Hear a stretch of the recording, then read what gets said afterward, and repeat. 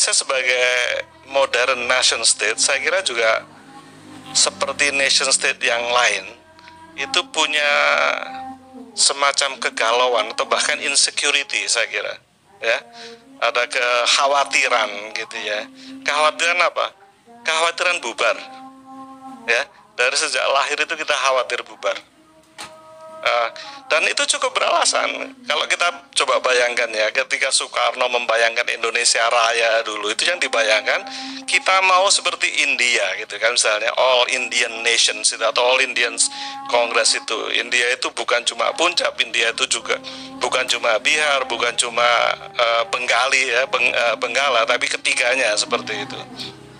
India bubar, kan kalau dilihat ya, Benggala jadi ya negara sendiri, Pakistan, India split dengan korban yang luar biasa besar, berjuta-juta orang yang menjadi korban. Traumanya sampai hari ini, trauma di anak benua India itu sampai hari ini masih dirasakan, masih menentukan politik hari ini juga. Saya kira India hari ini itu juga barangkali ada reaksi terhadap pengalaman kolektif yang luar biasa traumatik tadi yang disebut oleh Gus Yahya tadi itu. Jadi kekhawatiran bubar itu real juga sebetulnya kan gitu ya, ada ketakutan. Jadi residu ini itu selalu membuat kita kadang-kadang paranoid gitu ya. Kadang-kadang takut, kadang-kadang khawatir gitu ya. Kenapa ini sudah sekian lama ini masih muncul lagi nih ya, antara lain ya hari-hari ini kita dengar juga itu kekhawatiran itu. Saya membayangkan ada satu persoalan nih Gus ya, persoalan kenapa itu hidup terus itu karena kita tidak bisa mengkonseptualisasikan ya, mengkonsepkan keragaman dan persatuan itu tidak sebagai dikotomi ya. Kita selalu meletakkan keragaman itu di kutub yang lain dari persatuan. Sehingga jadi gini, identitas lokal itu selalu dipertentangkan dengan identitas nasional. Akibatnya kalau mau identitas nasionalnya kuat, identitas lokal harus lemah. Atau sebaliknya, kalau identitas lokalnya kuat, maka identitas nasionalnya akan lemah. Identitas lokal ini lokal dalam artian yang majemuk, yang macam-macam, ya agama, ya bahasa, ya etnisitas dan seterusnya.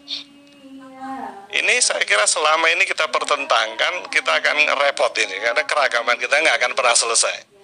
Kita akan selalu punya identitas lokal yang banyak, yang beragam. Bagaimana mengkonseptualisasikan keragaman dan persatuan tidak sebagai opposite, tidak sebagai dikotomi. Kita harus bisa membayangkan, orang Indonesia ini harus bisa membayangkan dirinya sebagai orang Jawa yang Jawa banget gitu misalnya, tapi juga Indonesia banget, yang Islam banget tapi juga Indonesia banget gitu. Yang Katolik banget tapi juga Indonesia banget. Dua hal itu bukan dikotomi gitu. Dan saya kira sebetulnya mungkin karena ya ini kuncinya adalah yang disampaikan oleh Gus Yahya tadi, tapi juga menjadi topik hari ini, yaitu persoalan kesetaraan tadi. Menurut saya identitas lokal itu organizing principle-nya berbeda dengan identitas nasional.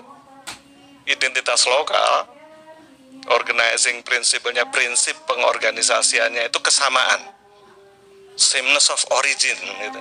Sama-sama agamanya, sama-sama daerahnya, sama-sama etnisitasnya, sameness of origin.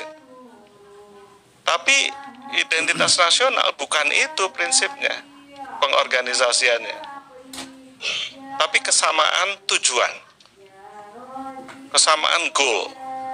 Goal sebagai apa? Sebagai orang yang sejahtera, yang berpendidikan, dan seterusnya, yang dipenuhi oleh statusnya sebagai warga negara.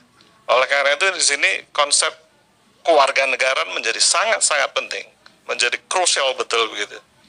Ya, jadi tidak perlu dipertentangkan. Kita harus bisa membayangkan menjadi orang yang setotok-totoknya apapun lokalnya itu ya, dan sepatriotik mungkin sebagai orang Indonesia. Nggak perlu dipersoalkan. Tapi ini barangkali mudah diomongkan, tapi akan sulit. Saya kira juga bukan sulit, tapi kalau kita harus pandai menciptakan yang tadi saya sampaikan, ruang-ruang publik yang bisa mengakomodir itu, gitu ya. Ruang-ruang publik termasuk sekolah dan sebagainya yang bisa mengakomodir ini. Saya kadang-kadang bingung gitu ya, agak sedih juga gitu kalau kita mendefinisikan sistem pendidikan kita atau tujuan sistem pendidikan kita itu sebagai untuk menciptakan manusia siap kerja gitu misalnya, atau ya siap kerja lah ya.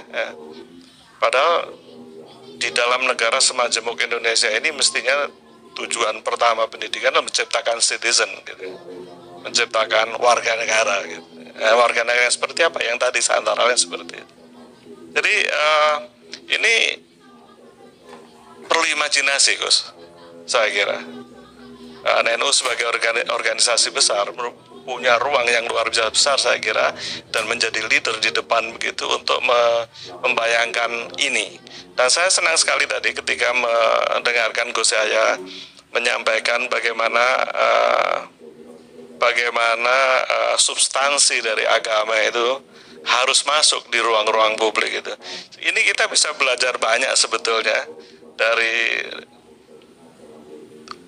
alma maternya Masuki di Harvard ini, mungkin dosennya Masuki di Michael Sandel itu yang mengatakan Amerika tuh terpuruk hari ini luar biasa karena apa?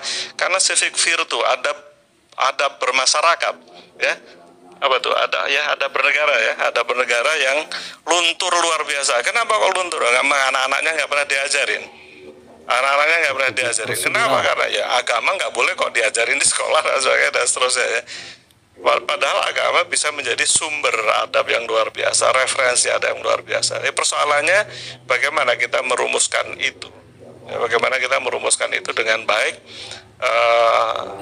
sehingga ruang-ruang publik kita.